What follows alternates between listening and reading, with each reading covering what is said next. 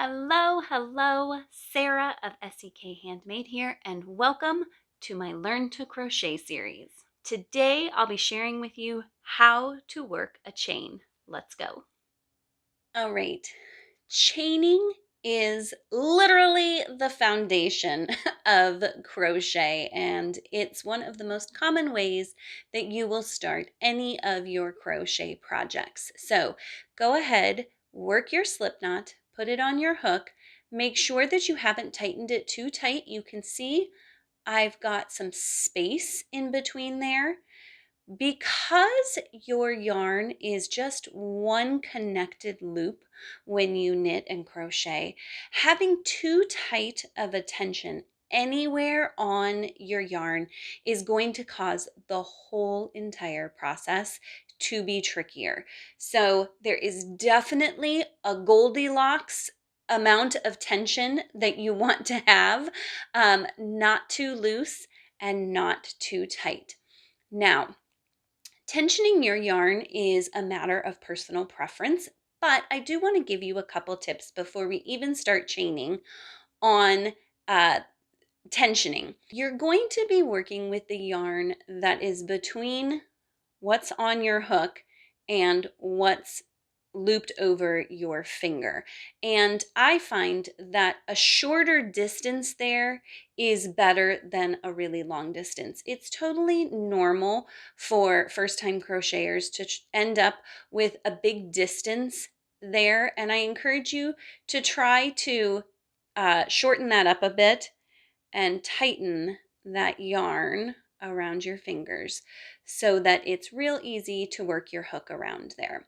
Then you're going to want to start by pinching the knot of your slip knot between your middle finger and your thumb. This feels very unnatural to most people because you're used to pinching things between your pointer finger and your thumb, but you need that pointer finger there to tension your yarn. So just be real thoughtful, take your time, go slowly. The more you do this correctly, the more it becomes muscle memory, and soon you will be flying as long as you take the time now to take some deep breaths and just take it slow. So tension your yarn, pinch your knot between your middle finger and your thumb, and then you're going to yarn over. And that literally just means that the yarn goes over the hook from back to front and around. And if you are the type of person, which I generally am, the type of person who moves the hook instead of the yarn, you just need to always make sure that the yarn is going over the top of the hook. Wrapping the other direction is called a yarn under, and it does affect the way your stitches look and lie. So make sure you are yarning over. So you're going to simply yarn over, grab the yarn with your hook, and then turn the hook part of your hook towards the little space at the very bottom of that loop. So a lot of times people will turn the hook towards themselves and then it catches on the next loop.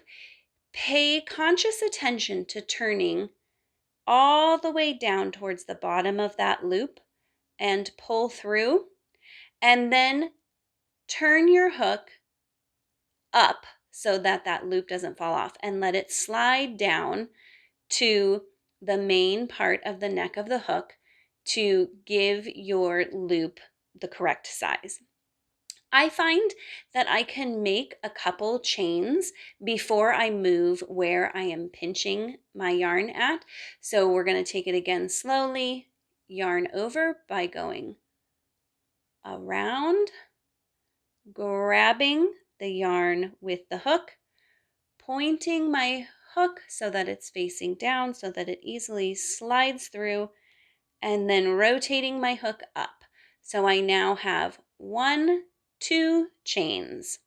Then just go ahead and keep practicing. Yarn over, grab the yarn, slide it through your loop, and rotate up. And I will tell you, I'm keeping a tighter tension pulling a little bit with my thumb and middle finger on this loop to keep that gap open as I pull through. So I yarn over, I'm pulling down just a little bit so that I can slide through and rotate up. I find, depending on the size of my yarn, after a few chains, I simply like to move where I'm pinching back up towards my hook. I have found that doing that keeps my chain more even and then makes it much easier to work back into. But I want to remind you that all of this is brand new, and having a sloppy chain that changes sizes is totally normal and common when you're first starting. So practice, practice, practice. You'll learn to tension your yarn a little more consistently, and then your chains will be more consistent too.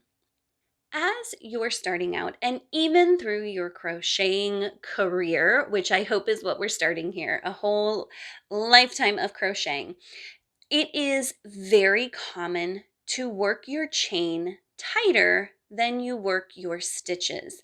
I have many friends who have crocheted for years and years, and they have found that they just very typically crochet their chain tighter than the rest of their project. This can cause that bottom part of the fabric to be really inflexible and also to squeeze in a little bit as compared to the rest of the fabric. If you find that that is the case with you, I encourage you to go up a hook size or two to work your chain, then change your hook size to what's called for in the pattern and work the rest of your project. That will help you keep this chain bigger, it'll be easier to work back into, and it'll be more consistent with the rest of your project.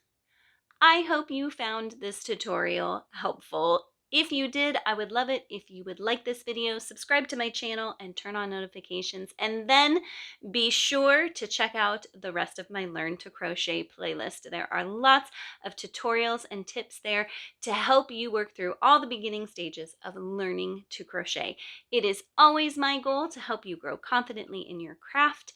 Thank you so much for joining me, and happy crafting!